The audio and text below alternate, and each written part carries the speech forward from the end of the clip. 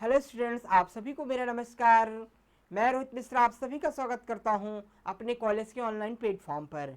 तो स्टूडेंट्स, आज मैं आपको पढ़ाऊंगा disease of field and horticulture crops का सब्जेक्ट, जो कि 6 सेमेस्टर का है। और इसके अंतर्गत जो मैं टॉपिक आपको पढ़ा रहा हूं वो है आपका year cockle disease of wheat. मतलब गेहूं की एक सेहू बीमारी होती है, गेहूं में लगने वाली एक बीमारी होती है जिसका नाम है गेहूं का सेहुआ रोग, जिसे कहते हैं ईयर कोकिल डिजीज कहते हैं। उसके बारे में आज की मेरी क्लास आपके सामने होगी। तो आइए स्टूडेंट्स, अपनी क्लास को स्टार्ट करता हूं।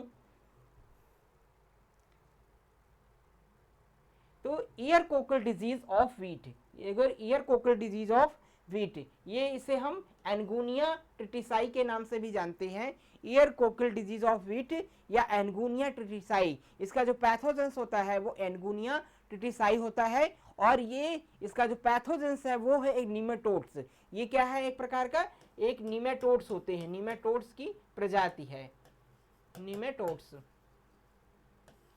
एनगुनिया ट्रिटिसाई जो होता है वो आपका निमेटोड्स होते हैं।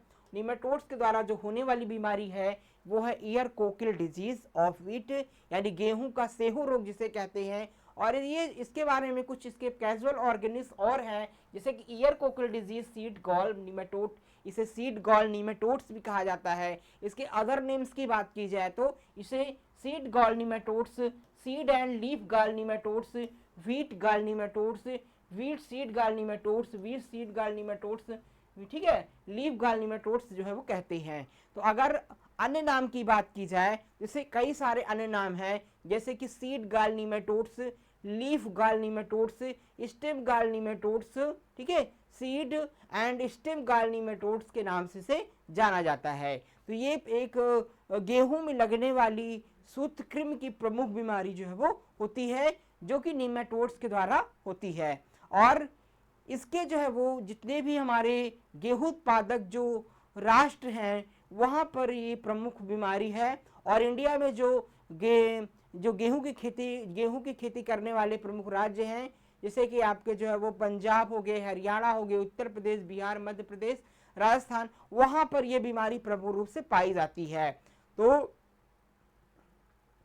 ये भी एक प्रमुख बीमारी की श्रेणी के अंतर्गत आती है।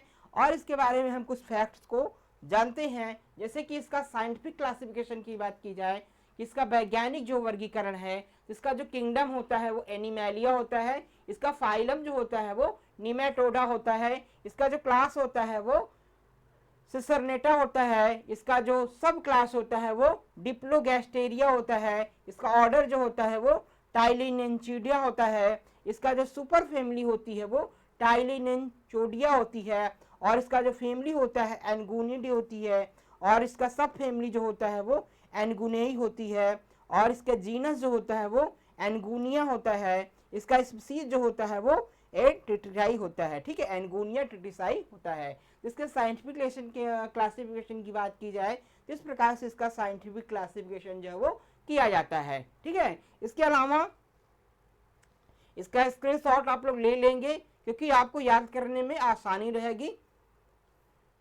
इसके बाद इसका डिस्ट्रीब्यूशन की बात की जाए तो ये जो गेहूं का जो सेहू रोग है, यह रोग संसार के लगभग सभी गेहूं उत्पादक देशों में पाया जाता है, जैसे इजराइल, सीरिया, चीन, न्यूजीलैंड, इजिप्ट, ठीक है। तो जहां पर गेहूं खेती की जाती है विश्व में, उन सभी देशों में ये एक प्रमुख बीमारी है, ठीक है। मतलब कि गेहूं उत्पादक जो भी आपके राष्ट्र हैं वहां पर ये प्रमुख बीमारी के रूप में पाया जाता है, ठीक है। जैसे कई सारे देश हैं, जैसे इजराइल है, सीरिया, चीन और ऑस्ट्रेलिया, न्यूजीलैंड, इजिप्ट, ब्राजील, ये अमेरिका, इन सभी देशों की यह बीमारी पाई जाती है। और गत वर्षों में इस रोग को भारत, इथियोपिया, रोमानिया और सभी देशों में भी बहुत हानिकारक पाया गया है। तो अभी कुछ दिन पहले, मतलब कि प्राचीन रूप से तो कई देशों में, लेकिन इंडिया में भी लगभग 1970 के दशक में बीमारी देखी गई थी। और सबसे पहले कहाँ देखी गई थी? ये सबसे पहले पंजाब में देखी गई थी। तो पंजाब में देखी गई थी, और मतलब कि पंजाब में काफ़ी ज़्यादा इससे नुकसान इससे देखा गया था। तो सबसे पहले इसको आइडेंटिफाई किया गया था इंडिया में, पंजाब में, ठीक है। और उसके बाद इसको जब इसकी पहचान की गई, लगभग इसके विषय में जाना गया, तो 1919 ईस्वी में मिलने द्वारा पंजाब में किया गया था। तो इसका जो शुरुआती लक्षण थे 1970 में, लेकिन फिर 1919 ईस्वी में सर्वप्रथम इसको पता चलता है कि 1919 ईस्वी में भी इसके लक्षण कुछ देखे गए थे।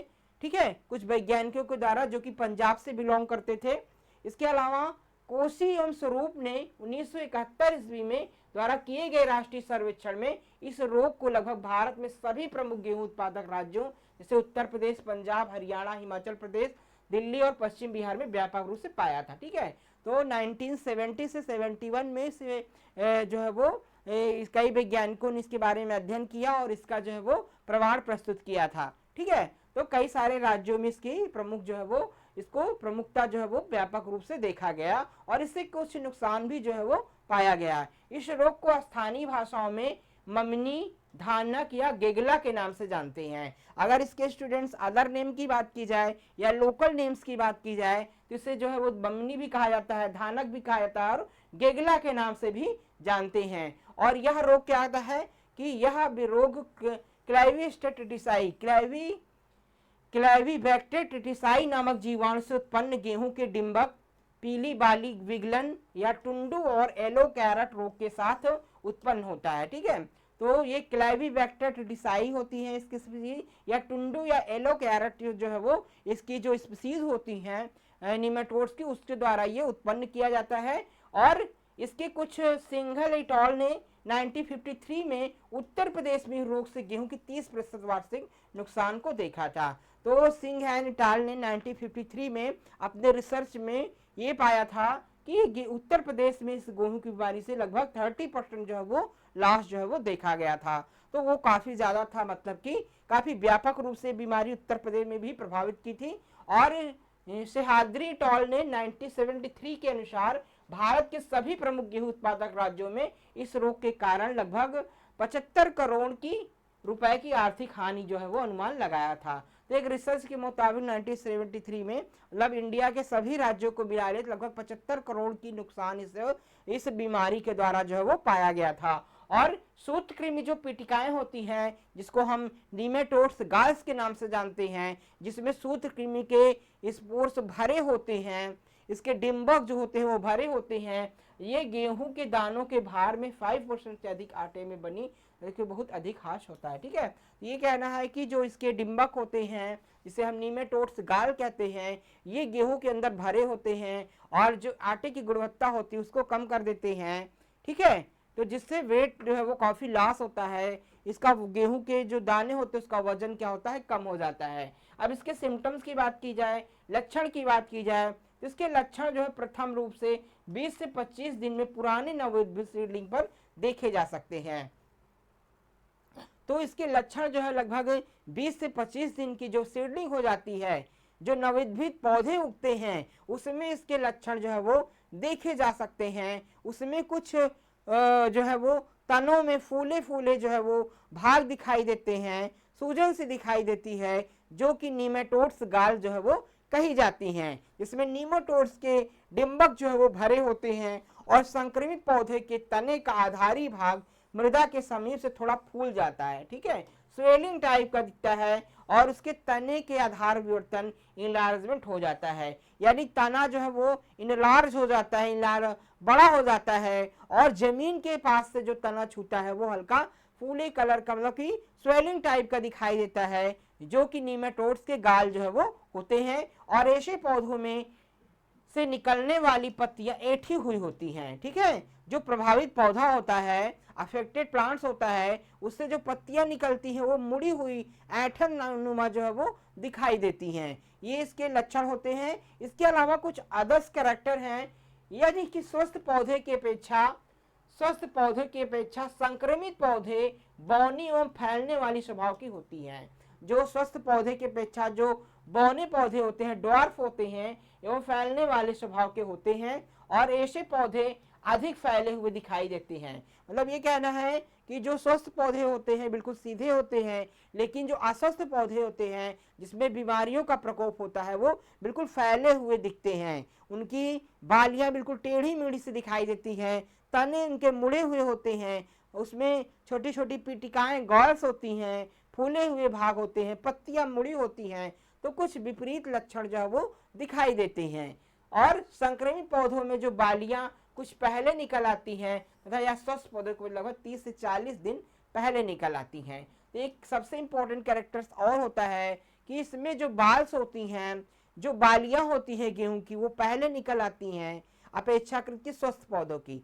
स्वस्थ पौधों से 30 से 40 दिन पहले जो है वो इसकी बाल जो है वो निकल आती है, बस वे दाने निकल आते हैं और वो मुड़े होते हैं, टेढ़े मेढ़े जो है वो होते हैं देखने में। ऐसी रोगी बालियों को स्वस्थ बालियों की अपेक्षा अधिक छोटी होती हैं, अधिक समय तक हरी बनी रहती हैं। इनके जो ग्लम्स होते हैं वो एवंस बहुत छोटे अथवा बिल्कुल नहीं होते हैं।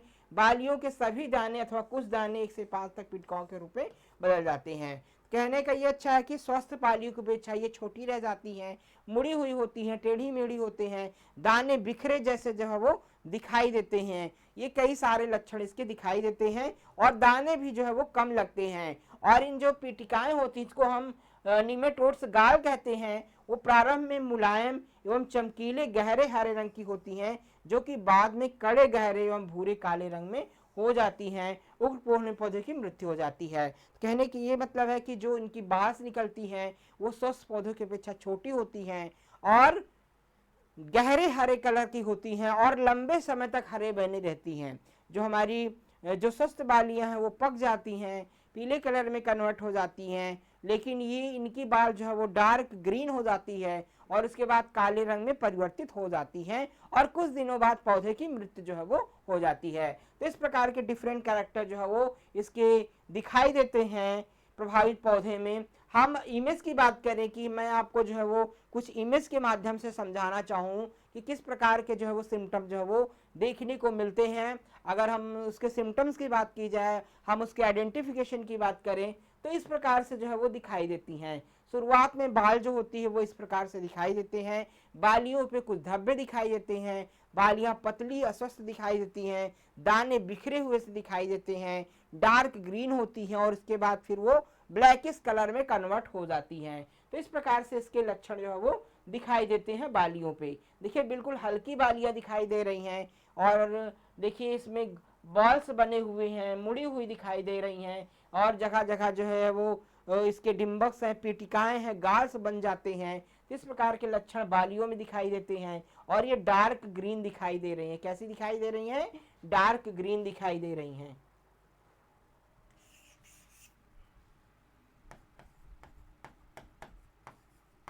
डार्क ग्रीन कलर में होती है और बाद में यही कैसे हो जाती हैं?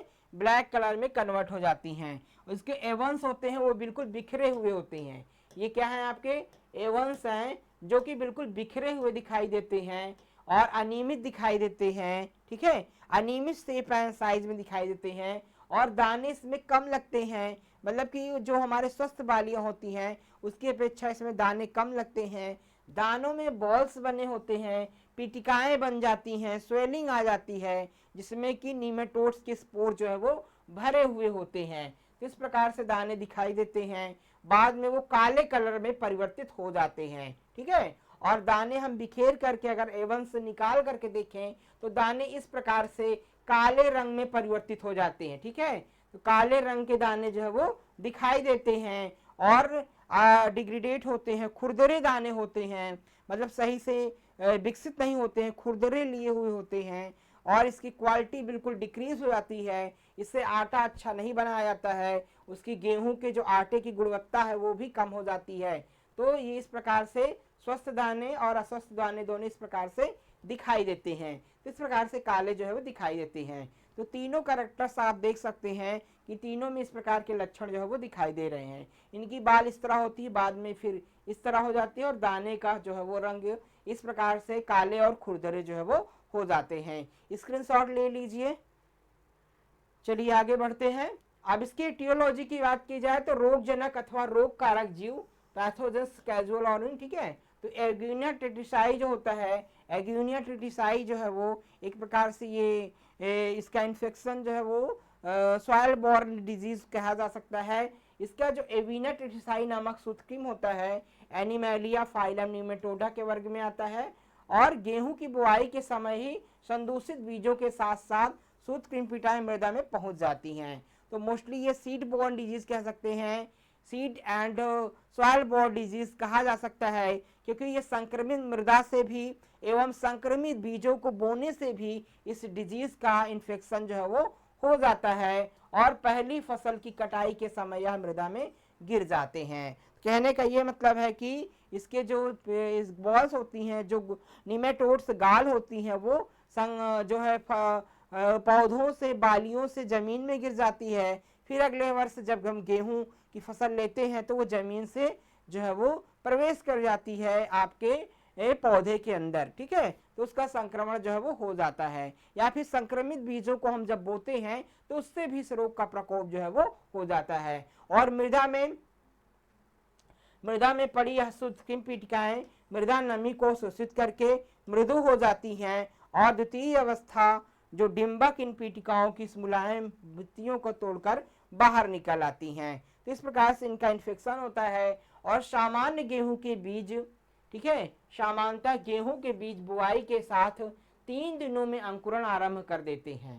तो जो गेहूं के बीज होते हैं वो बुआई के 3 दिनों के बाद अंकुरण कर देते हैं, जबकि जो निमेटोड्स गाल से प्रभावित बीज होते हैं वो चौथे दिन के आरंभ करते हैं। तो कहने का ये मतलब है कि सामान्यतः गेहूं 2 से 3 दिनों में अंकुरण कर देते हैं, लेकिन जो निमेटोड्स इफेक्टेड बीज होते हैं वो चौथे से 5वें दिन में अंकुरण करते हैं। मतलब कि इससे प्रभावित जो दाने होते हैं वो देर में उनका अंकुरण जो है वो होता है। डिंबक जो होते हैं निमेटोड्स के, वो बीज में ब्रश के साथ भ्रूणीय सिरे पर प्रवेश करते हैं। मतलब कि जो निमेटोड्स का प्रवेश होता है बीजों के अंदर वो एम्ब्रियोनिक स्टेज में होता है। सबसे पहले वो उनके भ्रूण को प्रभावित करता है और गेहूं में जो सेहियम तंत्र पीले बाली विगलन रोग का विकास सूत्र में डिम्बिको एवं जीवाणु सांद्रता, पर्यावरण पारिस्थितिकी जैसे तापमान, आर्द्रता, नमी एवं पीटिकाओं के स्रोत इत्यादि पर निर्भर होता है। तो देखिए कि किसी भी पैथोजेंस के, चाहे वो आपके बैक्टीरिया हो, फंगस हो, वायरस हो, निमेटोड्स हो, सभी के फैलने के लिए जो इन्वायरमेंटल कंडीशंस हैं, जो क्लाइमेटिक कंडीशन हैं, जो फिजिकल फैक्टर्स हैं एनवायरनमेंट के, वो आवश्यक होते हैं। अगर वो सुटेबल हैं, सुटेबल उसको temperature, suitable humidity, suitable moisture, suitable light उसको मिल रही है, तो वो डिजीज जो और इफेक्टेड होती है। तो एक उचित मात्रा में तापमान, आर्द्रता, नमी और प्रकाश यदि उसको मिलता है तो वो और तेजी से ग्रो करती है, ठीक है। अगर विपरीत मौसम में है तो उसमें उसका ग्रोइंग परसेंटेज कम हो जाता है।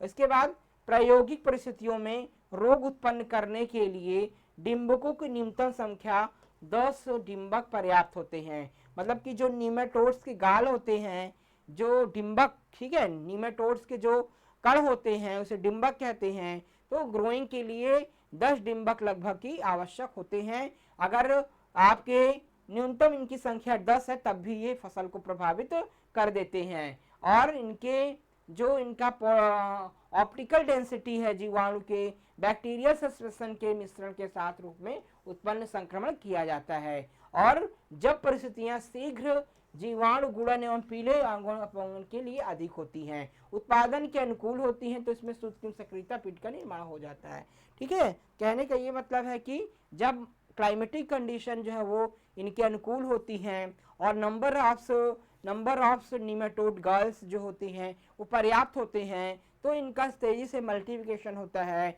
और ये पूरे पौधे को अपना जो है वो कवर कर लेते हैं, ठीक है, पूरे पौधे में संक्रमण फैला देते हैं। अब इसके नियंत्रण की बात की जाए, कंट्रोल की बात की जाए, तो जैसा कि आपको पता ही है कि prevention is better than cure, ठीक है। अगर हम पहले से ही प्रिवेंशन रखते हैं, रोग को फैलने से हम रोक सकते हैं, कई सारी रोकथाम की विधियों को अपना सकते हैं, तो हमें बाद में इसको कंट्रोल करने की जरूरत ही नहीं पड़ेगी। तो हमको जो है वो एक स्वच्छ बीजों को बोना चाहिए, साफ सुथरे बीजों का प्रयोग करना चाहिए, रोग रहित बीजों का प्रयोग करना चाहिए, ठीक है, और प्रमाणित बीजों को ही बुआई के लिए हमेशा प्रयोग करना चाहिए। हम बाहर से अगर बीज को परचेज कर रहे हैं, खरीद रहे हैं, तो एक मानक के अनुसार बीज हो, मतलब कि एक प्रमाणीकरण संस्था से बीज जो है वो परचेज किया जाए, ठीक है। और बीज का चयन ऐसे खेत से करना चाहिए जिसमें रोग उत्पन्न ना हुआ हो।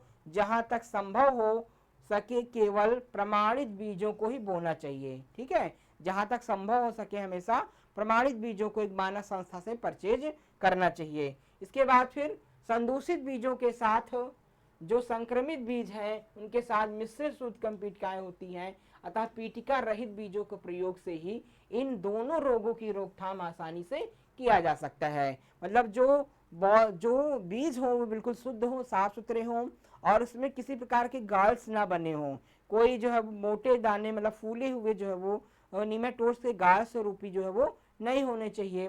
और संदूषित बीजों को नमक मिले जल में भिगो करके उसका प्रयोग करना चाहिए। मतलब कि ये कहना है कि उसको जो अगर मान लीजिए जो अफेक्टेड बीज हैं इस पैथोजन से अफेक्टेड बीज हैं उसे आयोडीन 2% आयोडीन सोल्यूशन से शोधित करके ही बोना चाहिए। ठीक है, आयोडीन सोल्यूशन से भी इसके जो गैस होते हैं वो नष्ट हो जाते हैं। और बीजों को तप्त या उष्ण उपचार, हॉट एंड वाटर ट्रीटमेंट, ठीक है, हॉट वाटर ट्रीटमेंट गर्म जल उपचार करके भी बोने से इसके जो गॉल्स होते हैं वो नष्ट हो जाते हैं। और सोलर हीट ट्रीटमेंट, ठीक है, बीजों का सोलर ट्रीटमेंट करके बोया जाए तब भी इसके नीमेटोड्स के जो स्पोर्स होते हैं, गास होते हैं, पिटिकाएं होती है वो नष्ट हो जाती हैं। इस प्रकार से शोधित करके बीजों को बोना चाहिए। और खेत में संक्रमित पौधों को तुरंत प्रारंभिक स्तर पर पहचान जा सकते हैं और पौधों को खेत से निकालकर जला देना चाहिए। तो अगर संक्रमित पौधे हमें 20 से 25 दिन की जो सीडलिंग होती है, नवोद्भित पौधे होते हैं, अगर उसको हम देख लेते हैं, उसकी पहचान कर लेते हैं, उसको तुरंत उखाड़ करके मिट्टी में दबा देना चाहिए, जला देना चाहिए, नष्ट कर देना चाहिए, जिससे इस बीमारी से हम अन्य फसलों में फैलने से रोक सकते हैं। और जिस खेत में सेहूं एक बार हो गया है 2-3 वर्ष तक गेहूं नहीं लेना चाहिए। जिसमें आपके नीमेटोड्स की गाल्स का प्रकोप हो गया है, ठीक है, ईयर कोकल डिजीज का इन्फेक्शन हो गया है, उस खेत में प्रयास करना चाहिए 2-3 वर्ष तक गेहूं की फसल नहीं लेना चाहिए। उसमें अन्य कोई फसल जो है वो अन्य कोई क्रॉप रोटेशन अपनाना चाहिए जिसमें गेहूं ना हो। ठीक है, इस प्रकार से बीमारी से फसल को बचाया जा सकता है। इसके अलावा गेहूं की अगेती बुआई करनी चाहिए। ठीक है, प्रयास ये करना चाहिए कि गेहूं की अर्ली सोइंग करनी चाहिए।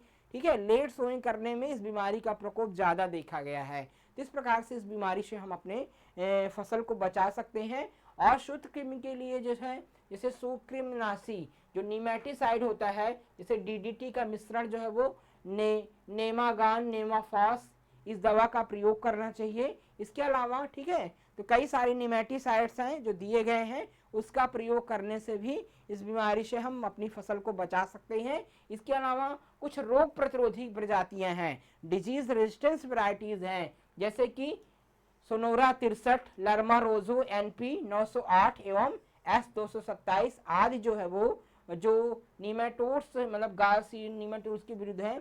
तो जो नीमेटोड्स के प्रति रेजिस्टेंस वैरायटीज हैं गेहूं की, उनको बुआई के लिए हमेशा प्रयोग करना चाहिए, जिससे अपनी फसल को इस बीमारी से हम बचा सकें। तो उचित प्रबंधन करके, उचित प्रबंधन की विधियों को अपना करके, सही समय पर रोग की पहचान करके इस बीमारी से अपनी फसल को हम बचा सकते हैं और अपने होने वाले लॉस को जो है वो कम किया जा सकता है। तो ये बहुत अच्छी रोचक जानकारी थी आपके लिए। तो स्टूडेंट्स आज क्लास में बस इतना ही। नेक्स्ट क्लास में हम नए टॉपिक के साथ आपसे फिर मिलेंगे। आप सभी का बहुत बहुत धन्यवाद। जय हिंद।